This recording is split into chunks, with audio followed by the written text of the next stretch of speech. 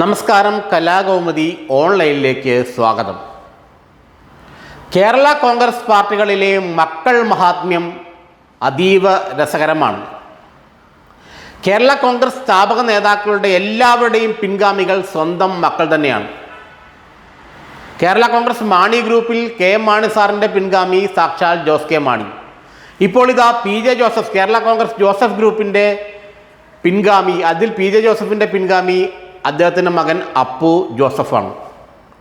നേരത്തെ ടി.എൻ. ജേക്കബിൻ്റെ പിൻഗാമിയായി അദ്ദേഹത്തിൻ്റെ മകൻ അനൂപ് ജേക്കബിനെ വാഴിച്ചു കഴിഞ്ഞിരുന്നു. ആർ ബാലകൃഷ്ണപിള്ളയുടെ കേരള കോൺഗ്രസ് ബിയിലെ പിൻഗാമി ബാലകൃഷ്ണപിള്ളയുടെ മകൻ തന്നെയായ കെ.ബി. ഗണേഷ് കുമാറാണ്. അതും നേരത്തെ വാഴിച്ചു കഴിഞ്ഞിരുന്നു. എന്തിന്? പി.സി. ജോർജിൻ്റെ പഴയ കേരള കോൺഗ്രസ് സെക്യുലർ, ഇപ്പോൾ അത് ബി.ജെ.പിയിൽ ലയിച്ചു, അതിൻ്റെ പിൻഗാമിയും അദ്ദേഹത്തിൻ്റെ മകനായ ഷോൺ ജോർജ് ആയിരുന്നു. ചുരുക്കത്തിൽ കേരള കോൺഗ്രസ് സ്ഥാപക നേതാക്കൾക്ക് അവരുടെ മക്കളെ മാത്രമേ വിശ്വാസമുള്ളൂ. അല്ലെങ്കിൽ മറ്റാരായാലും പിന്നിൽ നിന്ന് കുത്തുമെന്ന കാര്യം ഉറപ്പാണ്. അതുകൊണ്ട് എന്ത് വില കൊടുത്തും സ്വന്തം മക്കളെ പിൻഗാമികളായി വാഴിക്കാനാണ് കേരള കോൺഗ്രസ് നേതാക്കൾ, സ്ഥാപക നേതാക്കൾ ആഗ്രഹിക്കുന്നത്, ഇഷ്ടപ്പെടുന്നത്. ജോസ് കെ മാണിയെ കേരള കോൺഗ്രസിൽ മാണി സാറിൻ്റെ ആക്കിയപ്പോൾ വലിയ എതിർപ്പാണ് ആ പാർട്ടിയിൽ നിന്നുണ്ടായത്. മാണിയുടെ പ്രിയ ശിഷ്യനായ പി.ടി. ചാക്കോയുടെ മകൻ പി.സി. തോമസാണ് ആദ്യം കലാപക്കൊടി ഉയർത്തിയത്. സ്കറിയ തോമസിനെ പോലുള്ള ഘടാഘടിയൻ നേതാക്കളുടെ പിന്തുണയും പി.സി. തോമസിന് ലഭിച്ചു. 2004 ലോക്സഭാ തെരഞ്ഞെടുപ്പിൽ മൂവാറ്റുപുഴ മണ്ഡലത്തിൽ കെ.എം. മാണിയുടെ സ്വന്തം മകൻ പുന്നാരപുത്രൻ ജോസ് കെ മാണിയും അദ്ദേഹത്തിൻ്റെ പ്രിയ ശിഷ്യൻ പി.സി. തോമസ് തമ്മിൽ ഏറ്റുമുട്ടിയപ്പോൾ വിജയം ശിഷ്യൻ പി.സി. തോമസിനായിരുന്നു. അന്ന് ജോസ് കെ മാണി 3ാം സ്ഥാനത്ത് പോയി. അതുപോലെ തന്നെ കേരള കോൺഗ്രസിൽ രണ്ടാമത്തെ കക്ഷി എന്ന് പറയാവുന്ന ജോസഫ് ഗ്രൂപ്പ്, ഇതുവരെ ജോസഫ് തൻ്റെ മക്കളെ ഒന്നും രാഷ്ട്രീയത്തിലേക്ക് കൊണ്ടുവന്നിട്ടില്ലായിരുന്നു. അദ്ദേഹം പാട്ടും പാടി ഇങ്ങനെ രാഷ്ട്രീയമൊക്കെ ആസ്വദിച്ച് നടക്കുകയായിരുന്നു.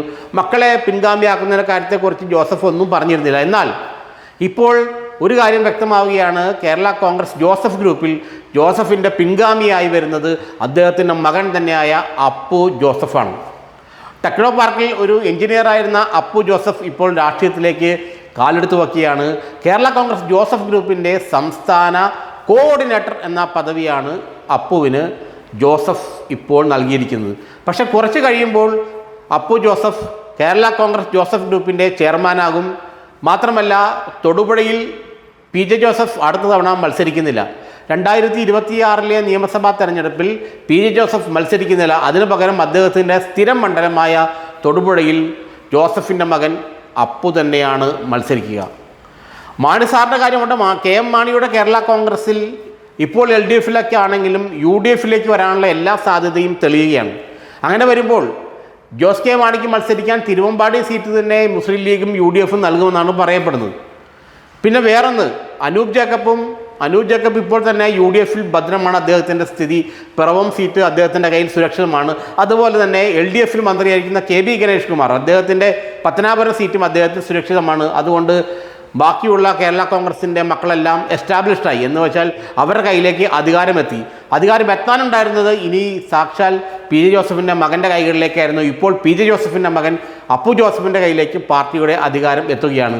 പി.സി. ജോർജിൻ്റെ മകൻ ഷോൺ ജോർജ് അദ്ദേഹത്തിന് പിൻഗാമിയായി നേരത്തെ തന്നെ പ്രഖ്യാപിക്കപ്പെട്ടു കഴിഞ്ഞു. ഇനിയിപ്പോൾ അദ്ദേഹം വേറെ കേരള കോൺഗ്രസ് ഉണ്ടാക്കിയാലും അതിൻ്റെ നേതൃത്വം ഷോൺ ജോർജിന് തന്നെയായിരിക്കും.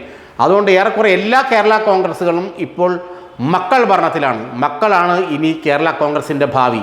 ആ ഭാവി എത്ര കണ്ട് മുന്നോട്ട് പോകുന്നുള്ളത് നമ്മൾ കാത്തിരുന്ന് കാണേണ്ടതുമാണ്.